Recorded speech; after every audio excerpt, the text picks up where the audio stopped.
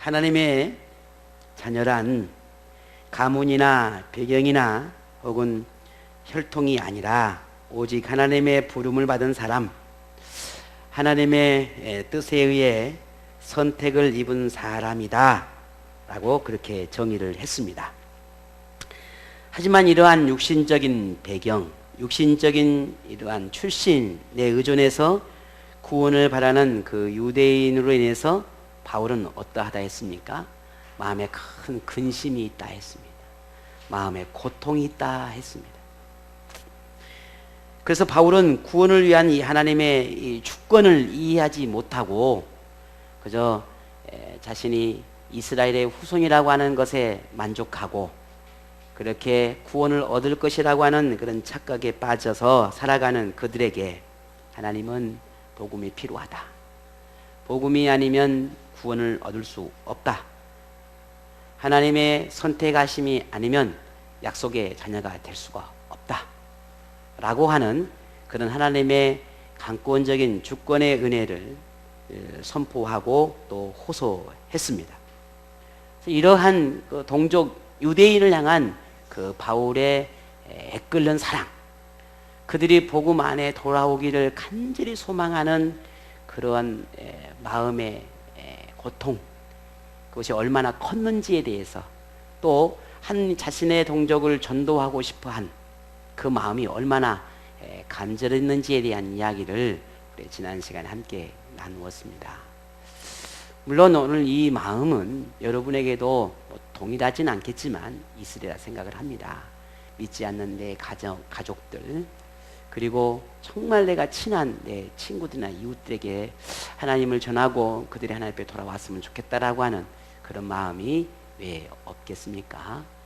그러나 더 중요한 것은 그 마음만 갖고 있다고 해서 그들이 하나님께 돌아온 것은 아닙니다. 내가 말하지 않고 그들의 복음이 들을 수 있는 기회가 없이는 결코 돌아오지 않습니다.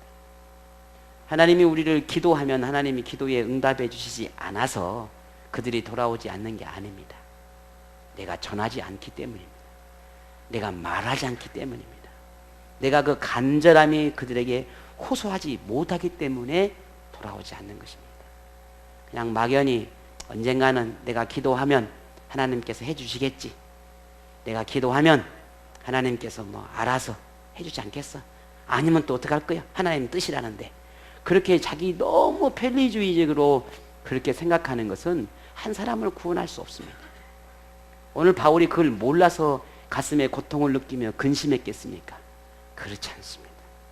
그래서 그 바울이 그들에게 호소하고 간절하게 부르짖는 이유는 그 복음을 들을 수 있는 기회가 그들에게 한 번 더 주기 위함이었습니다. 그러므로 오늘 우리가 그 간절한 마음만큼, 그 복음을 듣기를 바라는 그 마음만큼 이제 우리가 입을 떼서 그들에게 말을 해야 합니다. 하나님의 복음을 말을 할 때 그들이 듣게 되고, 들었을 때 그 마음이 감동이 되어지고, 감동이 되어질 때 하나님 역사하시는 것입니다. 이게 성령의 능력입니다. 이걸 또 우리가 기억하시면서 이번 한 주간도 다시 우리가 한번 마음을 되잡고 복음을 전할 수 있는 기회를 더 한번 찾아보시기를 바랍니다. 하나님은 이 땅의 모든 사람들이 구원에 이르기를 바라고 계십니다. 단 한 사람도 심판을 받아서 영원한 멸망에 들어가는 것을 결단코 원하지 않습니다. 하지만 이런 하나님의 간절한 바람과는 달리 사람들은 세상의 온갖 것에 마음을 빼앗겨 복음을 거부하고, 심지어 우리 그리스도인 중에서도 뭐 신앙의 연륜이나 아니면 자기 도취에 빠져서 복음의 능력을 잃어버린 상태로 살아가는 이들이 참 많습니다. 안타깝게도 하나님은 이러한 상태에 머물러 있는 이들을 구원에서 제외시킨다 하셨습니다. 물론 그들을 하나님께서 부르셨고 선택하신 것은 분명한 사실입니다.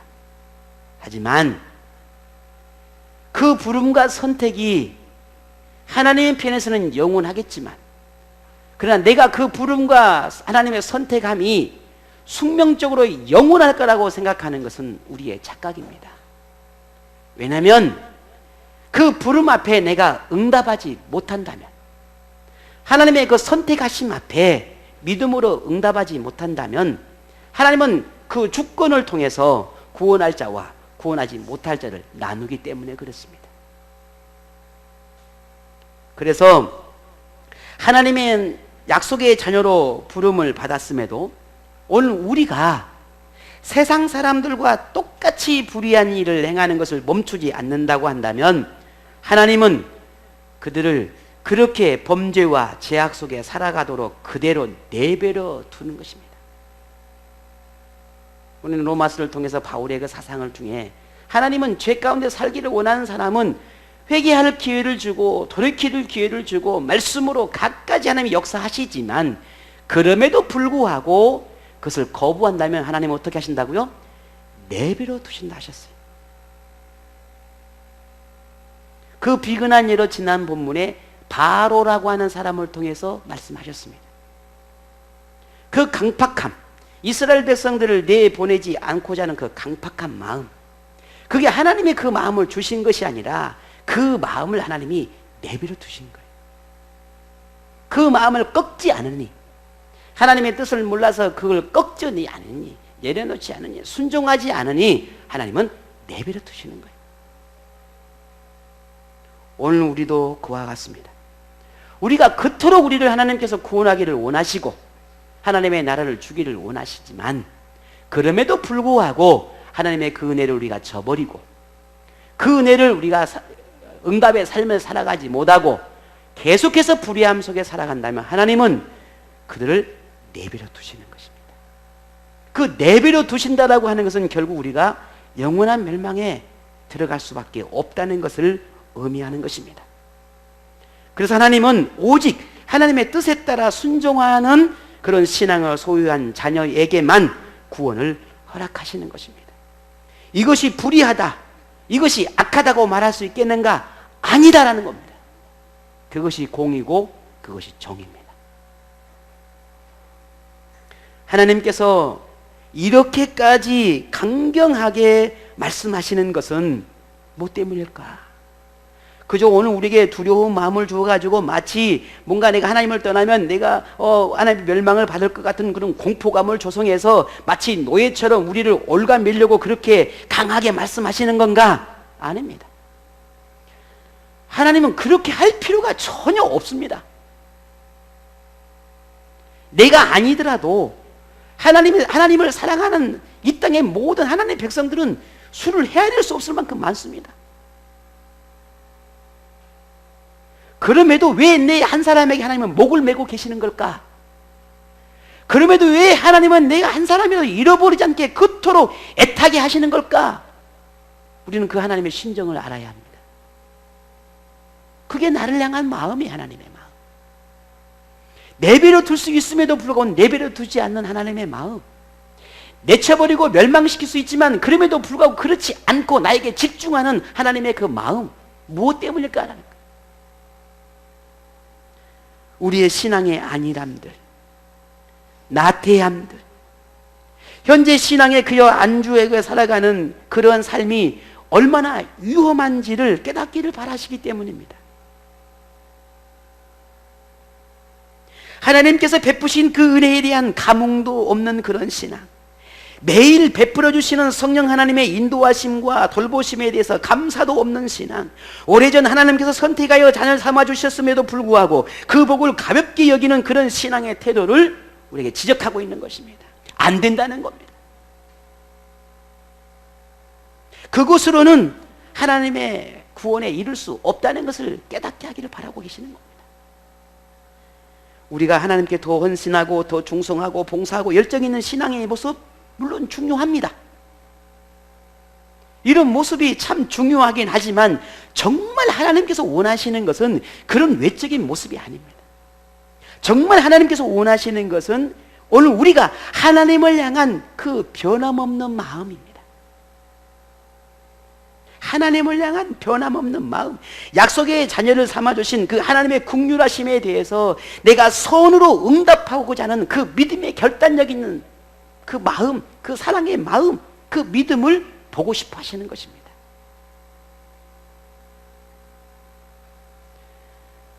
우리 아이들이 공부도 잘하고 부모님 말씀도 잘 듣고 굳이 크게 말썽 피우지 않으면 금상첨화겠죠.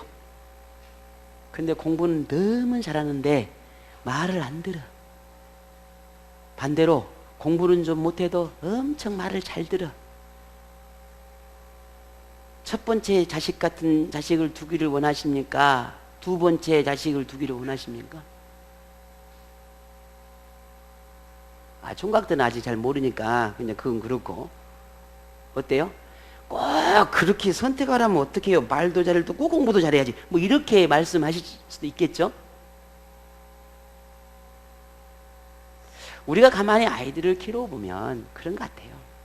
흔히 그냥 뭔가 부족하고 뭔가 부모의 마음에 뭔가 좀 기대치에 좀 그러지 않아도 그냥 우리 쉽게 합시다. 착하고 그냥 말썽 안 피우고 그냥 자기가 하고 싶은 거 열심히 잘해서 다른 사람에게 욕 얻어먹지 않고 그냥 그렇게 살아주는 것도 그게 오히려 고맙고 감사한 일 아닌가요?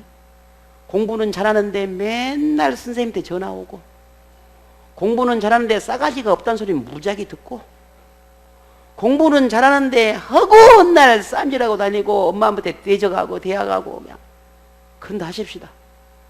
여러분 어떻게 하시겠어요? 차라리 이제 바본 게 낫지.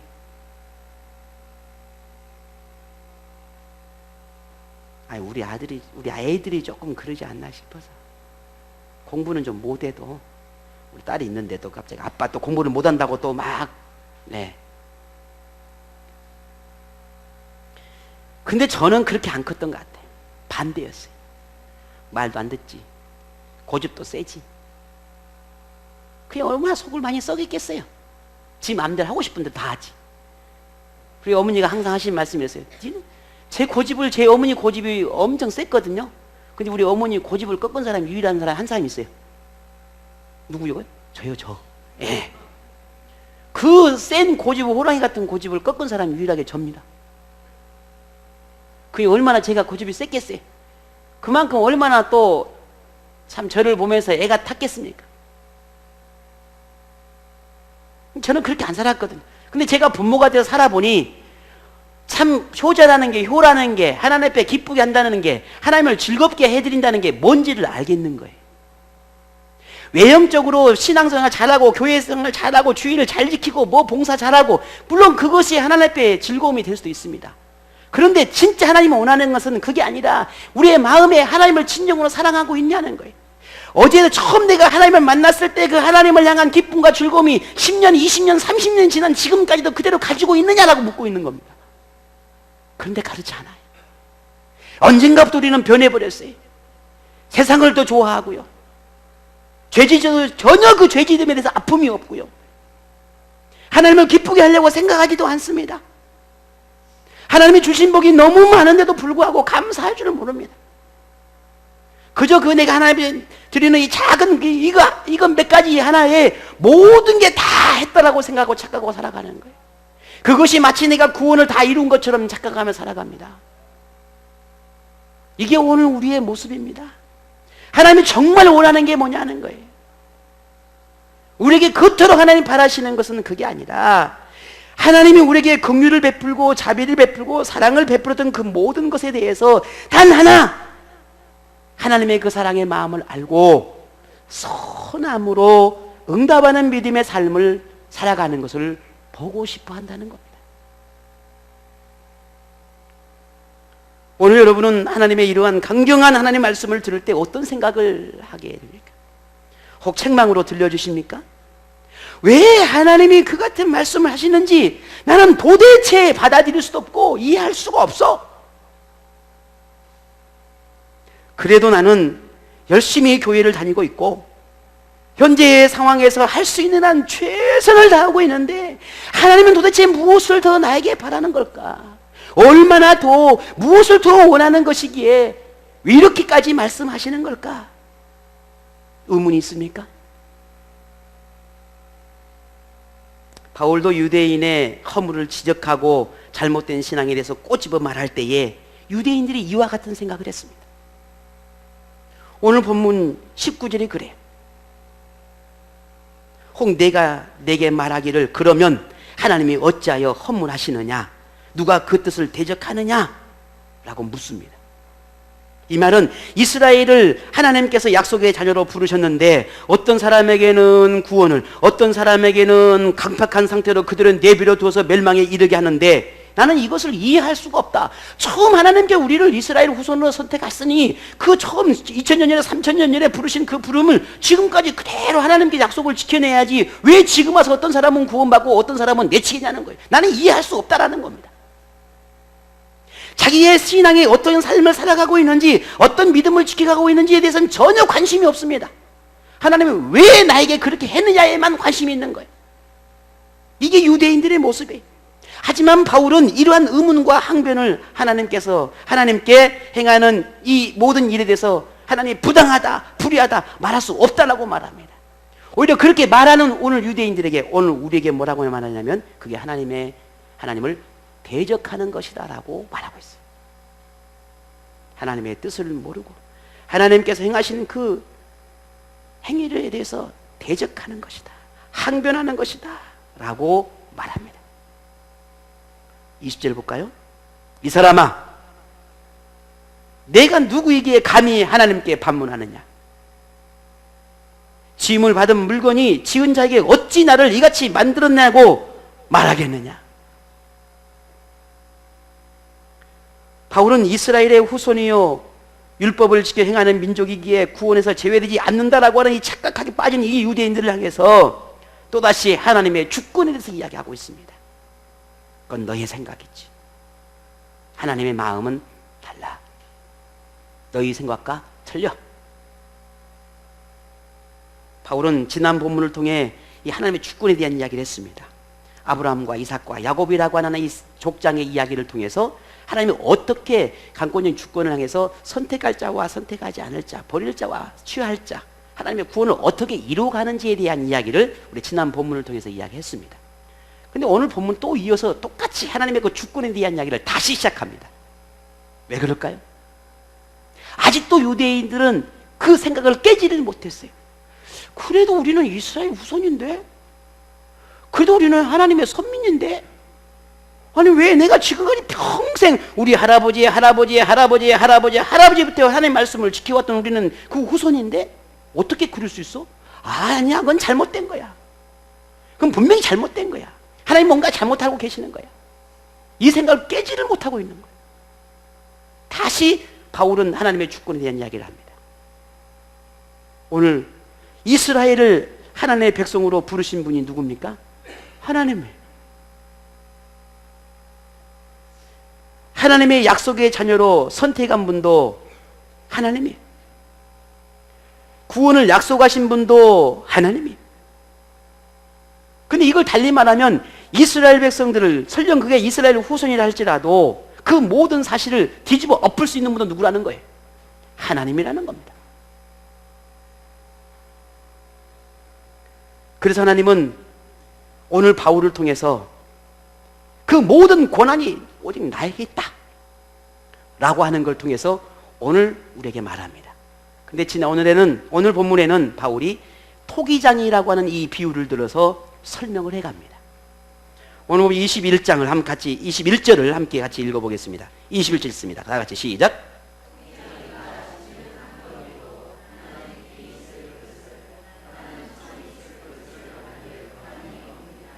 아멘.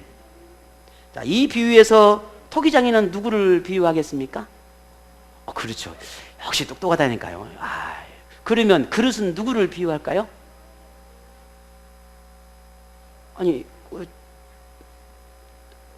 그릇은 누구를 비유할까요? 그러니까 토기장이는 분명 하나님 같은데 그러면 그릇은 누구지? 예, 성경에 보면 나오죠. 본문에 나와요. 누구가 나오나요? 유대인뿐만 아니라 누구도? 이방인도 상징하는 것임을 말하고 있어요. 곧 그것은 지금 현재 누구를? 나를 의미하고 있다고 할 수 있겠죠.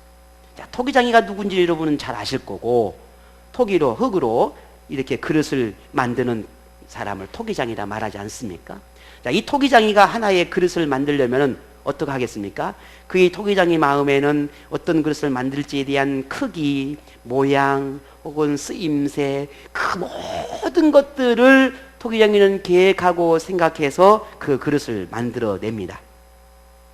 그래서 토기장이는 어떤 그릇을 만들 때에는 그 토기장이가 원하는 것에 쓰여지고 또 토기장이가 원하는 그 어떤 용도로 쓰여질 때 가장 적합하고 가장 아름다워요. 그러죠? 요즘 커피 참 많이 드시잖아요. 옛날에는 그랬습니다. 커피를 밥그릇에다가 먹는다고 상상을 해봐요. 커피숍을 가니까 사장님이 이따만은 밥그릇에다가 커피를 주면 그게 하나의 트렌드가 되려나 또? 혹시 커피숍 운영하실 계획 있으신 분들은 밥그릇에다가 커피를 한번 드려보시는 거 어떨까 싶기도 하네요. 우리가 상식적으로 생각하면 참 어울리지 않죠. 어울리지 않아요. 그런데 밥그릇에서 밥을 먹을 때가 가장 좋아요. 예쁘고 가장 잘 어울려요.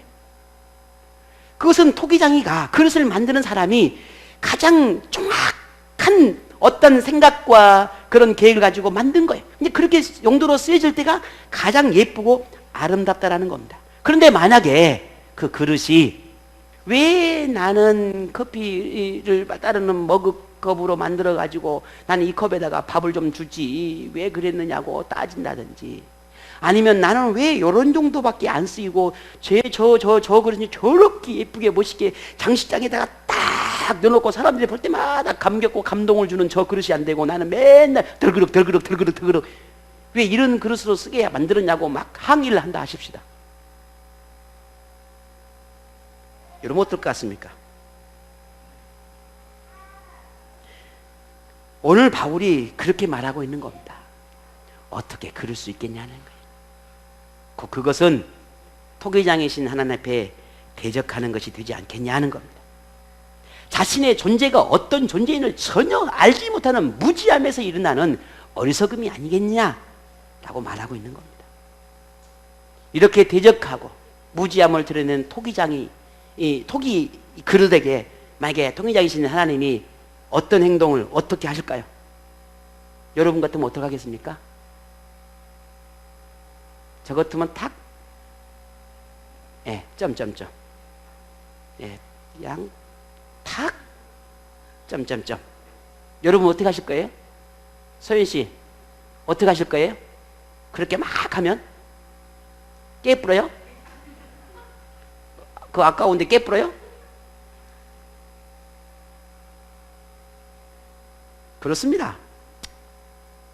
그렇게 안 쓰이고 싶다는데, 이해 못하겠다는데, 나는 받아들일 수 없다는데 어떻게 할 거예요? 신입사님 깨불랍니까? 아니면 잘 닦아서 그냥 다른 용도로 쓰실랍니까? 그때 달라요 뭐 그러는 거예요? 하나님은 어떻게 하실까? 그 그릇인 유대인과 이방인의 행위는 분명 하나님의 진노를 살만한 것입니다. 그러면 하나님이라면, 만약에 하나님이 그 진노를 살만하니 우리가 생각하는 것처럼 탁 깨버리든지 어떻게 할 수도 있습니다. 그런데 토기장이신 하나님은 그럴 만한 충분한 권한이 있음에도 불구하고 그렇게 하지 않는다는 겁니다. 다 깨버려서 더 이상 쓰임새 없게 만들어 버릴 수도 있지만 그렇지 않는다는 거예요. 그럼 어떻게 하신다는 겁니까? 오늘 본문을 볼까요? 22절 뒤에 보니까 멸하기로 준비된 진노의 그릇을 어떻게 하신다고요? 오래 참으심으로 관용하신다 했습니다. 다 깨버릴 것 같아도 하나님은 그렇게 하지 않고 오래 참으신다네요. 그리고 관용을 베푸신다네요. 하나님은 왜 참으실까요? 왜 하나님은 긍휼을 베푸시는 것일까요? 이유는 하나입니다. 회개할 수 있는 기회를 주는 것입니다. 돌아올 수 있는 그 기회를 주는 것입니다. 내 잘못됨들을 돌이키고 다시 한번 하나님 앞에 돌아올 수 있도록 하나님은 기다려 주시는 것입니다. 그럼에도 그 기회를 스스로 저버린다면, 그럼에도 깨닫지 못하고 하나님 앞에 대적한다면 그때 하나님 어떻게 하시겠습니까? 그때 하나님은 그릇을 깨는 것입니다. 그것이 우리는 멸망입니다. 심판입니다. 그런데 하나님의 심판은 딱 보니까 오늘은 내 마음에 안 들어. 하나님 마음에 안 드니까 무조건 박살을 내고 깨트려 버리냐? 그렇지 않아요. 그러면 하나님의 공의로우신 분이라고 할 수가 없겠죠. 그래서 하나님은 그 모든 심판의 결정에 있어서 오직 기준이 있습니다. 그것이 하나님의 말씀이, 율법이, 언약이, 약속이. 이것을 어겼느냐, 어기지 않느냐 기준을 삼고 누구도 불의하다, 핑계하지 못할 만큼 정확하고 확실한 기준을 가지고 심판을 하십니다.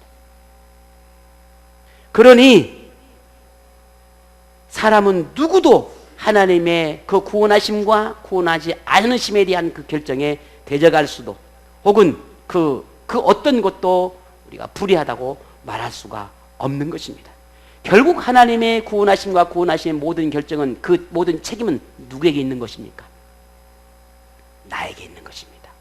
하나님에게 있는 것이 아니라 나에게 있는 것입니다. 그런데 반면 하나님의 선택을 입고 구원 얻을 자를 통해서는 하나님은 어떻게 하시느냐? 하나님은 영광을 드러내시고 또한 그 사람에게 하나님의 공의가, 긍휼하심이 어떠한지를 드러내 보여주신다 했습니다. 그 말씀이 본문 23절입니다. 한번 보겠습니다. 또한 영광 받기로 예비하신 바 긍휼의 그릇에 대하여 그 영광의 풍성함을 알게 하고자 하셨을지라도 무슨 말 하리요 했습니다. 그렇습니다. 오늘 저와 여러분은 하나님의 영광을 드러내는 자입니까? 하나님의 진노를 드러내는 자입니까? 바라건대 하나님의 영광을 드러내는 그런 그릇이 되기를 원합니다. 하나님의 그릇을 들었다 놨다, 들었다 놨다, 이걸 들었다 놨다 할 게 아니라 바라보며 기뻐하고 즐거워하는 그런 그릇이 되어야 되지 않겠습니까? 여러분, 왜 갑자기 들었다 놨다 하는가? 그 의미를 아시나요? 모르신가요? 그걸 깨버려 말이야. 아니야? 깨버려 말이야. 이걸 아니야? 이런다면 하나님이 얼마나 슬퍼하시겠냐는 거예요. 바울은 오늘 다시 묻습니다. 토기장이이신 하나님께서 어떤 그릇은 진노의 그릇으로, 어떤 그릇은 긍휼의 그릇으로 선택하심이 불의하고 악하다고 말할 수 있겠느냐? 라고 물어요. 또 그러한 하나님의 선택에 대해서 반문하고 대적하는 것이 옳은 것이냐? 바울은 유대인들이 지금까지 그러한 태도를 가졌다는 것입니다. 그럼에도 하나님께서 오늘 바울 자신을 통해서 복음을 이방인뿐만 아니라 유대인에게도 전하기를 바라고 계시다는 겁니다. 지금까지 가졌던 잘못된 그런 선민의식에 비롯된 모든 신앙관들을 다 이제는 좀 깨트려 버리고 예수 그리스도를 구주로 받아들일 수 있는 그 기회를 지금 여러분에게 주고 있다라고 지금 말하고 있는 겁니다. 그러니 내가 전하는 이 복음을 지금 받아들여라. 오늘 제가 여러분에게 말씀드리는 이 하나님의 말씀을 받아들일 그런 그릇을 여러분 만드셔야 합니다. 여러분의 생각과 다르다고, 여러분의 신앙관과 다르다고, 그것은 자기 도취에 빠진 신앙의 이 유대인과 다를 바가 없습니다. 하나님께서 내게 뭐라고 말씀하시는지가 중요합니다. 그래서 내가 다르기 때문에 받아들이지 않는 것이 아니라 내가 다르면 깨트려야 되는 것입니다. 그것이 오늘 우리가 하나님의 말씀에 대하는 자세고 태도입니다. 왜냐하면 하나님은 심판의 하나님이 아니라 긍휼과 자비의 하나님이, 그러니 그 말씀을 들을 수 있는 기회를 주신 것은 곧 내가 돌이킬 수 있는 한 번의 기회를 또 주신 거니까 내가 살 수 있는 기회가 지금 이 순간인 것입니다. 내가 살 수도 있고 죽을 수도 있는 거예요. 그래서 오늘 저와 여러분이 하나님이 말씀하시는 그 약속의 자녀로 거듭날 수 있는 그런 은혜가 오늘 우리 모두에게 임하기를 원합니다. 바울은 이런 하나님의 긍휼하심과 사랑을 이해시키기 위해서 두 사람을 등장시킵니다. 한 사람은 호세아 선지자입니다. 그리고 또 한 사람은 이사야 선지자입니다. 하나님이 얼마나 긍휼이 많으시는지, 하나님이 얼마나 자비로우신 분인지, 그렇게 하나님의 말씀을 대적하는 유대인을 향해서 하나님은 얼마나 기다리고 계시는 것인지 그 마음을 이해시키기 위해서 호세아 선지자를 통해서 선포하려 해요. 그게 오늘 본문 25절 26절의 말씀입니다. 거기 잠깐 보니까 내가 내 백성이 아닌 자를 내 백성이라, 사랑하지 아니한 자를 사랑하는 자라 부르리라.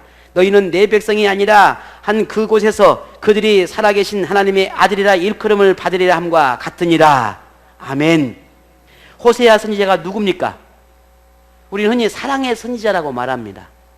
하나님 이스라엘 백성들이 하도 하나님께 대적하고 돌아오지 않으니까 하나님이 호세아 선지자를 불렀습니다. 그리고 이스라엘 너희들을 내가 얼마나 사랑하는지 아느냐? 나는 너희를 이렇게 사랑한다 라고 하는 것을 보여주기 위해서 이 호세아 선지자를 불러 그의 결혼을 시키는데, 그 결혼을 시키는 여자가 고멜이라고 하는 여자였습니다. 근데 이 고멜이라는 여자가 직업이 창녀예요. 근데 이 창녀인 고멜을 하나님이 호세아야, 너 어디에 가면은 고멜이라는 여인이 있다. 그 창녀가 있는데 너 그걸 데려다가 네 아내로 삼아라. 호세아는 하나님의 말씀을 듣고 고멜을 데려다가 아내로 삼습니다. 별로 놀라지도 않네요. 창녀를 아내로 삼았다는데. 묻습니다. 하나님, 이것을 통해서 내게 주시는 의미가 뭐냐는 거예요. 내가 이스라엘 백성을 이토록 사랑한다. 너희는 우상을 숭배하고 나를 대적하고 세상을 좋아해서 그렇게 세상 속에 살아가는 나는 너희를 그럼에도 불구하고 사랑한다 라고 하는 것을 이 선지자 호세아와 고멜의 관계를 통해서 설명했습니다. 고멜이 다시 옛날로 돌아가 버리고 창녀촌으로 도망쳐 가버립니다. 옛날이 그리워. 아 옛날이요. 누구 노래가 있죠? 아 옛날이요. 옛날이 그리운 거예요. 선지자 호세아하고 살라니까 미치고 환장하겠는 거예요. 그래서 다시 옛날로 돌아가 버립니다. 하나님이 호세아한테 말합니다. 호세아야, 가 데리고 와라. 다시 데려오라는 겁니다. 도망간 여자를 못 하려고 데려옵니까 하나님? 그래도 데려와라. 가서 다시 또 데려옵니다. 고멜을 데려옵니다. 그리고 다시 또 사랑하고 또 그렇게 살아갑니다. 또 도망갑니다. 호세아야, 가서 또 데리고 와라. 그렇게 하나님은 끊임없이 회개할 기회와 그렇게 하나님께 돌아올 기회를 끊임없이 베푸는 겁니다. 그게 하나님의 긍휼하심과 자비하심이라는 거예요. 그 사랑, 그 자비가 오늘 누구에게? 오늘 나에게 임하고 있는 것입니다. 나는 수없이 많은 말씀을 듣고 수없이 많은 깨달음을 알고 있음에도 불구하고 끊임없이 우리는 과거 옛날로 세상으로 돌아가 버립니다. 그때가 편하고 그때가 좋고 그렇게 살아가는 것이 내게 너무너무 좋으니까 다시 돌아가는 것입니다. 그런 나를 바라보며 이렇게 말합니다. 돌아오라고 말합니다. 돌아와라. 내게 돌아와라. 내가 내게 긍휼을 베풀고 자비를 베풀지 않았느냐? 다시 내게 돌아와라.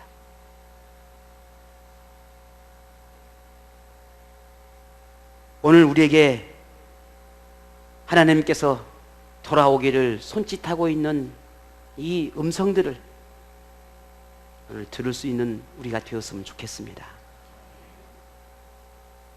자기 도취에 빠져서 내가 편한 대로 내가 원하는 대로 사는 것이 아니라 하나님의 믿음 안에서 은혜 안에 살기를 결단하는 우리가 되었으면 좋겠습니다.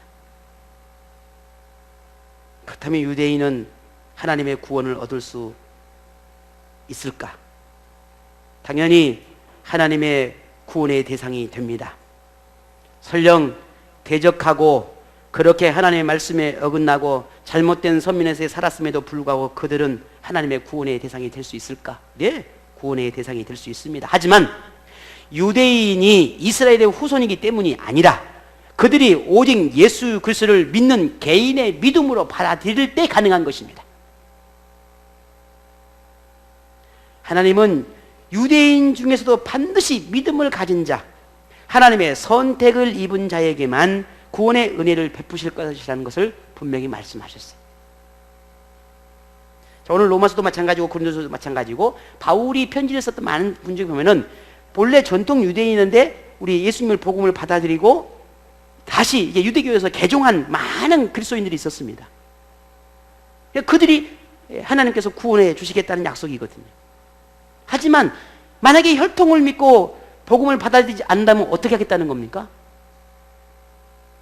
구원시킬 수가 없다는 거예요. 어떤 사람이 아니죠. 제 아내가 저한테 엊그저께 저한테 묻는 거예요. 여보, 지금 이스라엘 사람들 유대인들은 구원을 받을 수 있나요? 없나요? 저한테 물었어요. 자, 여러분께 묻겠습니다. 지금 유대인들은, 이스라엘 사람들은 하나님의 구원을 받을 수 있겠습니까? 없겠습니까? 물론 구원의 영역은 하나님의 고유 영역입니다. 우리가 받을 수 있을 거야 한다고 받고 안 받을 거야 안 받는 건 아닙니다. 그러나 오늘 성경대로라면은 만약에 그들 중에도 예수를 믿는다면 구원을 받을 것입니다. 하지만 예수를 믿지 않는다면 구원을 받을 수가 없습니다. 왜냐하면 개인의 믿음으로 구원을 받는 것이지 과거의 구약시대의 역사 속에서 그들이 이스라엘의 후손이기 때문에 하나님이 구원해 주신 것은 아니기 때문에 그렇습니다. 유대교가 구원을 시키는 것이 아니라 믿음이 구원을 시키기 때문입니다. 그의 후손이 이스라엘의 후손이고 과거의 아브라함의 후손이기 때문에 구원을 얻는 것이 아니라 지금 그들이 예수 그리스도를 구주로 믿느냐가 중요한 것입니다. 만일 지금 현재 이스라엘 유대인들이 하나님을 믿지 않는, 예수 그리스도를 구주로 믿지 않는다면 그들은 영영 버림받을 수밖에 없습니다. 오늘 우리도 마찬가지입니다. 그래서 이와 같은 교훈을 주기 위해서 이사야 선지자를 말씀을 들어서 인용해서 바울이 교훈을 합니다. 오늘 본문 27절, 29절인데요. 거기에 보게 되면 이스라엘 자손들의 수가 비록 바다의 모래 같을지라도 누구? 남은 자만 구원을 받을 것이다 했어요. 그러죠? 지금 이스라엘 후손들 바다에 모래와 같이 많잖아요. 근데 그 중에 남은 자라고 하는 이 남은 자 사상이라고 그러는데 이 남은 자가 있습니다. 그 말은 그 엄청난 많은 사람들 가운데도 하나님이 부름받고 선택함을 입어 응답하는 자가 있다라는 겁니다. 아무리 무수한 사람이라 할지라도 그들을 이스라엘 후손이기 때문에 구원을 시켜주는 것이 아니라는 말이에요. 자, 열방 가운데 우리가 약 70억이 넘는 가운데 4분의 1이 그리스도인 기독교인이라고 말을 합니다. 어마어마하죠. 약 20억이 넘으니까요. 그러면 그 많은 사람들이 다 구원받을까요? 아닙니다. 미안하지만 구원받을 자와 구원받지 못할 자가 분명히 있습니다. 모래알처럼 하늘의 별처럼 무수한 하나님의 그리스도인이라고 말하는 엄청난 많은 사람들이 있지만, 그리고 그렇게 믿음의 삶을 살다가 죽은 사람이 있겠지만, 그러나 구원받은 사람이 있고 구원받지 못한 사람이 있다라는 거예요. 그러면 나는요. 오늘 29절 볼까요? 만일 만군의 주께서 우리에게 씨를 남겨두지 아니하셨더라면 우리가 소돔과 같이 되고 고모라와 같으리로다 함과 같으니라. 여기서 씨를 남겨두었다라는 말을 합니다. 그것은 곧 그 많은 사람들 가운데 복음을 받아들이는 사람이 있다. 어쩌면 바울이 자기 자신을 가리켜서 이렇게 말했는지도 모릅니다. 그 유대인 가운데 바로 내가 과거에 너희와 똑같았지만 하나님은 그 남은 자, 그 복음을 받아들인 나 같은 사람을 통해서 이렇게 복음을 증언하고 있다. 하나님은 유대인이든 이방인이든 누구에게든지 구원을 얻을 수 있는 기회를 주시고 구원에서 제외시키고자 하는 사람은 단 한 사람도 없습니다. 하지만 반드시 예수 그리스도를 믿는 믿음이어야만 합니다. 이스라엘의 후손인 이 유대인도 예외가 아니라는 거예요. 그래서 바울이 그토록 내 동족 유대인, 내가 하나님에서 지워버릴 그런 저주를 받을지라도 내가 너희를 그렇게 구원받기를 원하는 것은 이라고 호소할 수밖에 없는 이유가 거기에 있었습니다. 오늘 조금 전에 말씀드린 것처럼 유대인 가운데도 구원받을 자는 있습니다. 하지만 구원받을 수 없는 이들도 있습니다. 미안합니다. 오늘 우리 이곳 속에도 구원을 받을 자가 있고 하나님의 구원에서 제외될 자도 있을 수 있습니다. 나는 하나님 앞에 구원받을 수 있겠는가? 오늘 우리는 하나님의 구원을 얻기 위해서 무엇을 해야겠습니까? 구원하심에 대한 계획은 이미 하나님께서 정하셨습니다. 그리고 그 모든 계획과 구체적인 방법에 대해서는 성경을 통해서 이미 다 알려주셨습니다. 때문에 더 이상 뭐 구원을 어떻게 받아야 되느냐, 구원이 뭐냐, 뭐 다른 그 어떤 것을 찾을 필요가 더 이상 없습니다. 그런데 더욱더 우리가 중요한 사실은 이미 저와 여러분이 알고 있고 듣고 있고 배웠고 깨달은 그 모든 것으로도 이미 우리는 구원에 이를 수 있는 충분한 지식적인 것이 다 가지고 있다는 사실이에요. 자, 그렇다면요? 그렇다면 이제는 어떻게 해야 될까요? 다른 게 아닌 거 아닙니다. 하나님께서 우리에게 가르쳐 주신 그 방법을 따라서 살아가야 합니다. 어디서 어떻게 구원을 얻을까? 그걸 찾는 게 아니라 이제는 내가 구원의 방법을 대로 살아가는 것입니다. 만일 오늘 저와 여러분이 이 구원의 확신이 있다면, 하나님이 나를 구원해 주실 거야, 나는 믿어, 확신이 있다면 정말 그 이유가 뭡니까? 무엇 때문에 그토록 확신하는 겁니까? 내가 주의를 지키기 때문입니까? 아니면 교회에서 봉사하고 헌신하고 교사도 하고 뭐 목사고 뭐 권사고 집사고 뭐 이런 직분을 맡아서입니까? 아니면 나하고 몇 년 동안 믿었는데 나는 구원의 확신이 분명히 있어, 나는 분명히 하나님이 나를 구원해 주실 거야 라고는 확신이 있기 때문입니까? 아니면 그래도 나는 믿음이 있는데, 나는 예수님을 믿는데 그 믿음 때문입니까? 하지만 하나님은 구원에 이르는 길이 그러한 외적인 행위나 자신의 확신에서 이루어지는 것이 아니라는 걸 누누이 바울을 통해서 말씀을 하셨습니다. 만일 이러한 이유 때문에 나는 확신한다고 생각한다면 여러분은 율법주의에 빠져 있는 것입니다. 유대인과 똑같은 율법주의에 빠져 있는 거예요.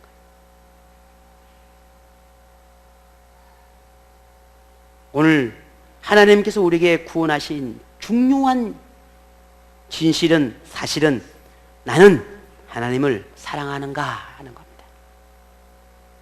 나는 하나님을 사랑하는가? 하나님은 하나님을 사랑하는 자를 구원하십니다. 여러분 믿으신가요? 하나님을 사랑하는 자를 구원하시는 거예요. 자, 그러면 나는 하나님을 사랑하는가? 하나님을 사랑하고 있는가? 사랑의 마음이 있는가? 하나님을 진정으로 사랑하는 사람은 그런 외형적인 어떤 형식이나 조건에 상관하지 않습니다. 하나님을 진정으로 사랑하는 사람은 뭐 공적인 예배니 무슨 뭐 모임이니 무슨 뭐 교회 공동체 안에서 뭐 살아가는 어떤 삶이니 이런 것에 얽매이지 않습니다. 일주일에 몇 번 예배를 드렸느냐, 뭐 몇 번 교회를 나갔느냐, 얼마나 봉사했느냐, 몇 시간이나 하나님 앞에 뭐 어찌 했느냐, 이런 거에, 이런 사역에 연연하지 않습니다. 진짜 하나님을 사랑하는 사람은 그것에 마음을 두지 않아요. 사랑은 보고 있어도 보고 싶고, 그런 노래 이제 보고 있어, 그게 사랑해. 보고 있어도 보고 싶고, 지영씨 그러죠? 그러죠? 아직 신혼이죠? 네. 보고 있어도 보고 싶고, 만나고 있어도 또 만나고 싶고, 바라보고 있어도 계속 바라보고 싶고, 함께 있음에도 불구하고 더 함께 하고 싶어 하는 게 그게 사랑 아닙니까? 그런 사랑 안 해보셨다고요? 그게 사랑 아니에요? 하나님도 똑같습니다. 우리가 진짜 하나님을 사랑한다면 바로 그 사랑이 우리에게 나타나야 합니다. 그런데 안타깝게도 현대인들에게 이 신앙생활은 지극히 제한적이고 형식적이고 자기주도적인 것에 치우쳐 있다는 것을 알게 됩니다. 무슨 말입니까? 신앙생활을 단지 주의를 지키는 것이라고 생각한다는 겁니다. 내가 주의를 잘 지키면 그건 신앙생활을 잘하고 있다고 생각하는 거예요. 그런데 아니라는 겁니다. 그 외에 그 어떤 것에는 나를 얽매인 것이라고 생각을 합니다. 하지만 이러한 생각은 구원에 이르는 믿음이 아닙니다.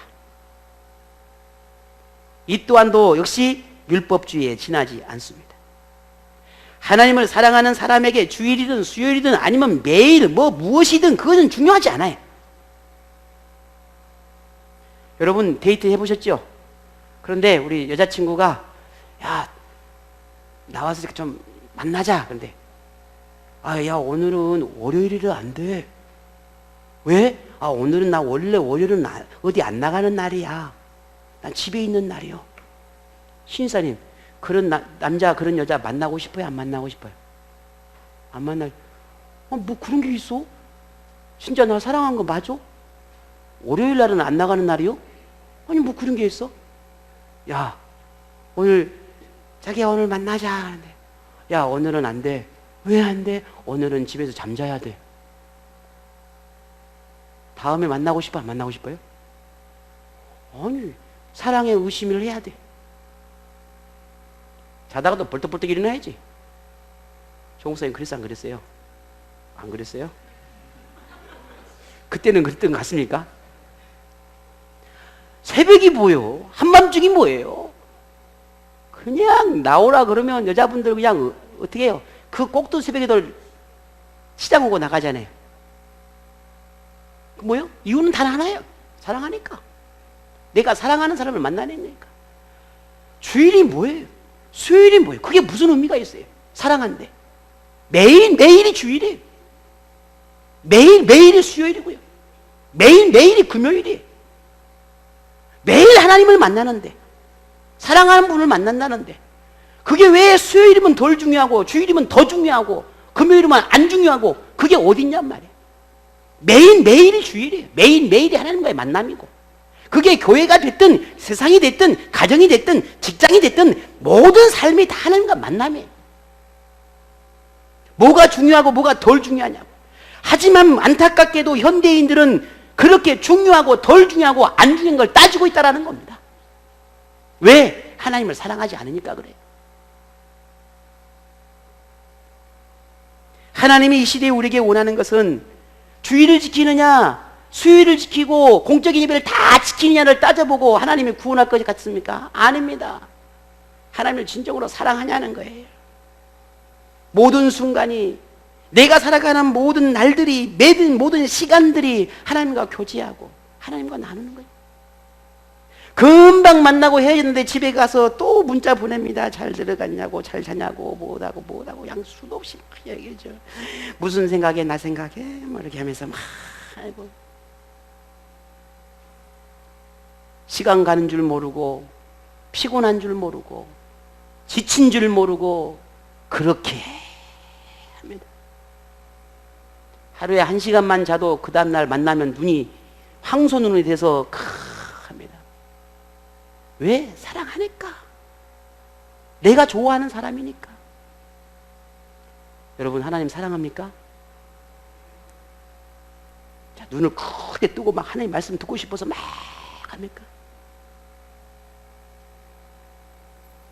만일 우리가 주일이니까 아닙니다.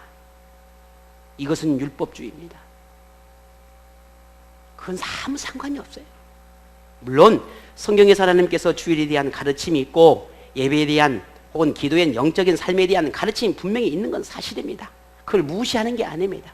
문제는 내가 그 말씀 앞에 어떤 태도를 가지고 살아가고 있느냐가 중요한 겁니다. 그걸 하나님이 원하고 계시는 거예요. 그것은 한마디로 하나님 사랑이에요. 사랑.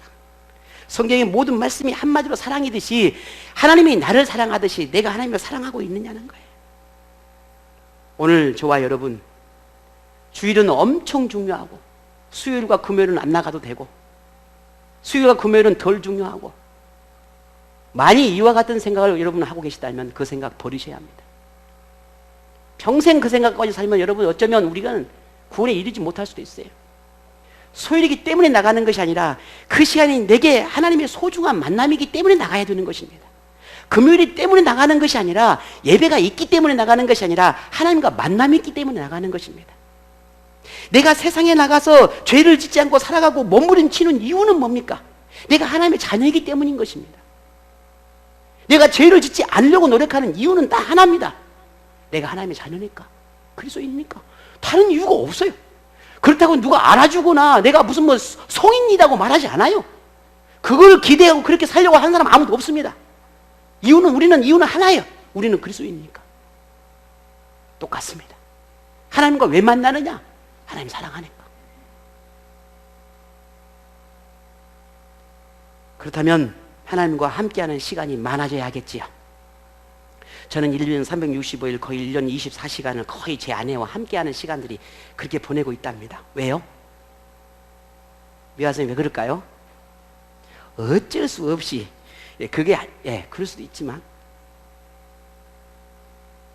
여러분 하나님과 24시간 1년 365일 매일 옆에 계시는 것처럼 그렇게 살고 계시나요? 네, 오늘부터는 그렇게 하십시다. 오늘부터는 그렇게. 그래서 하나님의 전에 나와서 예배해요. 하나님과 함께하는 삶의 일부분이 아니라 전부가 되어야 합니다. 하나님을 향한 사랑의 시작은 하나님의 이 집인 이 하나님의 집에서 신앙 공동체 안에서 시작되는 겁니다. 내가 세상에서 멋지게 잘 살아서 하나님의 빛을 드러내는 게 내가 신앙생활이다? 그건 거짓말이에요. 하나님의 집인 성전에서 하나님을 만나는 시간이 없이, 하나님의 집에서 하나님과 교제의 영적인 나눔이 없이 세상에서 멋진 하나님의 삶을 살아간다? 그건 거짓말이에요. 오늘 저와 여러분이 하나님께서 왜 이 땅에 하나님의 집을 만들어 놓으셨는지, 왜 하나님의 집인 성전을 지으셨는지 이 의미를 우리는 분명히 알아야 합니다. 하나님이 약속한 구원을 오늘 여러분이 지키기를 원하십니까? 그 약속을 평생 지켜내기를 원하십니까? 그 시작은 하나님의 집인 이곳에서 하나님과의 만남부터 시작되는 것입니다. 그 만남을 통해서 세상에 나가 영향력을 끼치는 것이고, 그 만남을 통해서 세상을 내가 어떻게 살아가야 되는지 용기와 힘을 얻는 것이고, 내가 그 하나님과 만남을 통해서 내가 세상을 지배하는 것입니다. 세상에 동화되지 않는 것이고요. 그러므로 우리가 하나님의 진노의 그릇이 아니라 긍휼의 그릇이 되기를 바랍니다. 하나님에게 오래 참으심의 대상이 아니라 그 나를 구원하심에 대해서 하나님의 기뻐하실 수 있는 그런 존재가 우리가 되기를 원합니다. 날마다 하나님의 기쁨 안에 거하시기를, 그렇게 하나님의 사랑 속에서 거하는 거하기를 바라서 늘 성령 하나님의 그 도움을 구하는 그런 생활을 오늘 우리가 해가기를 원합니다. 이 시대의 토기장이신 이 하나님께서 약속의 자녀로 선택함을 후회하지 않는, 나를 보면서 후회하지 않는 그런 믿음의 사람 오늘 여러분 되기를 원합니다. 이 세상에 믿는다고 말하는 수많은 사람들이 있습니다.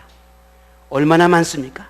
하지만 그 많은 사람들 중에서 하나님께서 선택한, 하나님께서 구원하고 싶어 하시는 그 남아있는 자, 그 남은 자, 그 복음의 씨앗, 그 남음의 씨앗, 바로 그분이, 그 사람이 오늘 여러분 되시기를 바랍니다. 그래서 하나님이 얼마나 기쁘고 얼마나 즐거운지, 내가 너를 선택함이, 내가 너를 자녀 삼음이 조금도 후회하지 않는다 라고 말하는 그런 은혜의 축복이 오늘 저와 여러분 가운데 있기를 축복합니다.